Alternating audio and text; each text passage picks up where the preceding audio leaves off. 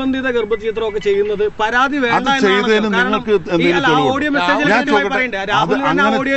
അങ്ങനെ രാഹുലിന്റെ ഓഡിയോ ഒന്നും നിങ്ങൾക്ക് എന്താ, നിങ്ങളെന്താ ഫോറൻസിക് വിദഗ്ധനാണോ? ആണോ?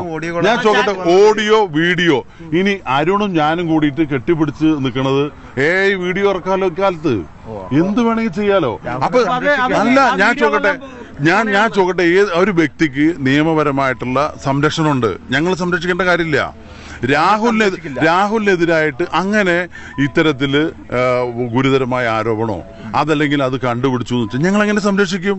അങ്ങനെ സംരക്ഷിക്കുന്ന പാർട്ടി കേരളത്തിലുള്ള CPM കോൺഗ്രസ് അല്ല, ഏതെങ്കിലും ഒരു വ്യക്തി. ഇപ്പൊ പുറത്തു വന്ന കാര്യങ്ങൾ വ്യാജമായിരിക്കാം എന്നൊരു സംശയം താങ്കളുണ്ടോ? ഇപ്പോ പുറത്തു വന്ന കാര്യങ്ങൾ ഓരോരുത്തരുടെ വെളിപ്പെടുത്തൽ മാത്രമാണ്, ഓരോ മീഡിയയിൽ പറഞ്ഞിട്ടുള്ളതാണ്. അവരുടെ രാഷ്ട്രീയ പശ്ചാത്തലം, അവരുടെ ഗൂഢാലോചന എത്രത്തോളം ഉണ്ടെന്നൊക്കെ ഇനി പുറത്തു വരാതിരിക്കുന്നല്ലേ ഉള്ളൂ. ഓരോ കാര്യങ്ങളും വന്നിട്ടില്ലല്ലോ. ഒരു യുവജന പ്രസ്ഥാനത്തിന്റെ നേതാവ് എന്ന നിലയ്ക്ക് ഇപ്പോൾ രാഹുലിനെതിരെ ഉയരുന്ന ആരോപണങ്ങൾ അദ്ദേഹം ജാഗ്രത കാണിക്കാത്തതിന്റെയും കൂടി അടിസ്ഥാനം. ഒരു കാര്യം ഞാൻ പറയാം, അത്തരത്തിലുള്ള ജാഗ്രത കുറവുണ്ടായോ ഇല്ലെന്ന് പരിശോധിക്കുന്നത് പാർട്ടിയാണ്, ഒരു വ്യക്തിയല്ല. എന്റെ ജാഗ്രത കുറവ് എന്താണെന്ന് ഞാനല്ല പരിശോധിക്കേണ്ടത്, അല്ലെ ഒരു വ്യക്തിയല്ല പറയേണ്ടത്, അത് പാർട്ടി അത് പരിശോധിക്കും. നേരത്തെ പറഞ്ഞല്ലോ, അദ്ദേഹം പാലക്കാട് MLA ആണ്, കേരള നിയമസഭയിലെ മെമ്പറാണ്, ആ ഗൗരവത്തോടു കൂടിയാണ് കാണുന്നത്. അതുകൊണ്ടാണ് ഇത്തരത്തിൽ പുകമറ ഉണ്ടായപ്പോ തന്നെ ആ സ്ഥാനം രാജിവെക്കണം എന്ന് പാർട്ടി തീരുമാനിച്ചു, രാജിവെച്ചു.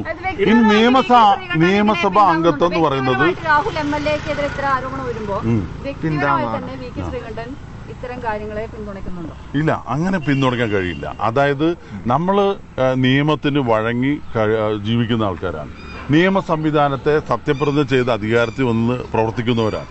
നിയമവിരുദ്ധമായ പ്രവർത്തനം ആര് ചെയ്താലും ഒരു കാരണവശാലും VK ശ്രീകണ്ഠനല്ല കോൺഗ്രസ് പാർട്ടി ഒരിക്കലും അതിനെ ന്യായീകരിക്കില്ല. തെരഞ്ഞെടുപ്പിന്റെ സമയത്ത് ഒരു അന്വേഷണം അനിവാര്യമാണെന്ന് തോന്നുന്നു. തീർച്ചയായിട്ടും പാർട്ടി അത് ആലോചിക്കുന്നുണ്ട്. ഈ ആരോപണങ്ങളും മറ്റു കാര്യങ്ങളായിട്ട് ബന്ധപ്പെട്ട് അടിയന്തരമായിട്ട് അന്വേഷണം നടത്താൻ പാർട്ടി ആലോചിക്കുന്നുണ്ട്. ഡിവൈഎഫ്ഐ പറഞ്ഞത് സോണിയാഗാന്ധിക്ക് മാത്രം മെസ്സേജ് അയക്കാനുള്ള തരത്തിലുള്ള പരിഹാസമാണ് ഉണ്ടായത്. അത് അവരുടെയൊക്കെ ഒരു സംസ്കാരത്തിന്റെ ഭാഗമാണ്. ഞങ്ങളൊന്നും അങ്ങനെ പ്രകാശ് കാരാട്ടിന്റെ ഭാര്യയെ കുറിച്ച് പറയാറില്ല. അവരൊക്കെ കത്തയച്ചതും അവരൊക്കെ ഇക്കിളിപ്പെടുത്തിയതും പാർട്ടി ഓഫീസിൽ വെച്ച് പീഡിപ്പിച്ചതൊക്കെ നിരവധി കഥകൾ പൊതുസമൂഹത്തിൽ ഇപ്പോഴും ചർച്ചയായിട്ടുള്ള കാലമാണ്. അതുകൊണ്ട് കോൺഗ്രസ് ആ സംസ്കാരം കൊണ്ടു നടക്കണമല്ല. കോൺഗ്രസ് വളരെ ശക്തമായ സമീപനം സ്വീകരിച്ചു. ആ ആരോപണം വന്നും ഒക്കെ പുകമറയായിരുന്നു. കാരണം രേഖാമൂലം ഇല്ല, നിയമപരമായിട്ടില്ല, അങ്ങനെ നീതിന്യായ വ്യവസ്ഥയുടെ മുമ്പിലില്ല.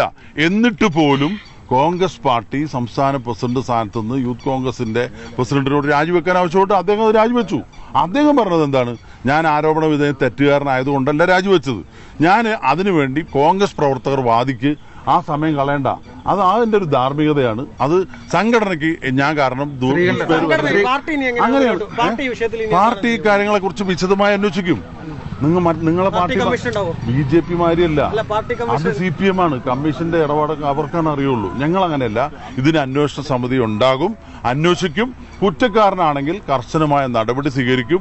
കോൺഗ്രസ് എന്ന് പറയുന്നത് നീതിന്യായ വ്യവസ്ഥയ്ക്കും നിയമത്തിനും പൊതുസമൂഹത്തിനും ഒക്കെ വഴങ്ങി ജീവിക്കുന്ന പാർട്ടിയാണ്.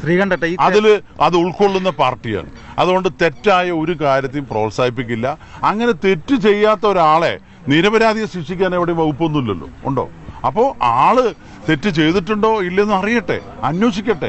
അല്പസാവകാശം വേണ്ടി വരും ഈ കാര്യങ്ങൾക്ക്.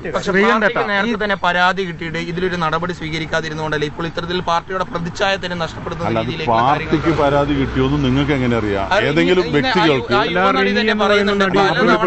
അവരുടെ ഉദ്ദേശം പരാതി കൊടുത്തിട്ടും